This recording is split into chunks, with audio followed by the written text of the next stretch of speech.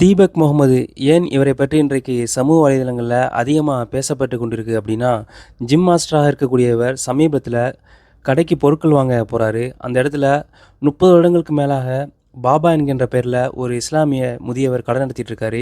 இதை அறிந்த சில இந்து அமைப்பைச் சேர்ந்தவர்கள், இந்த பெயர் எங்களுக்கு மட்டும்தான் சொந்தம், நீங்கள்லாம் இதை பயன்படுத்தக்கூடாது அப்படின்னு சொல்லி அங்கே மிரட்டுறாங்க.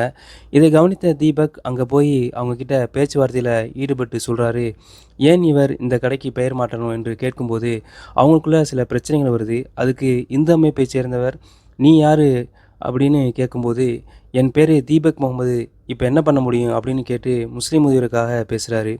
அவர் மேலும் சொல்றாரு, இந்தியாவை பொறுத்தவரைக்கும் இது ஜனநாயக நாடு. இந்து, முஸ்லீம் என்று நாங்கள் பிரித்து பார்க்கவில்லை. எல்லோரும் ஒற்றுமையாக இருக்கணும் அப்படின்னு சொல்லி இவர் பொதுவாக குரல் கொடுக்கிறார். அதற்காகவே அந்த நேரத்தில தீபக் முகமது என்று தன் பெயரை மாற்றியும் சொல்றாரு.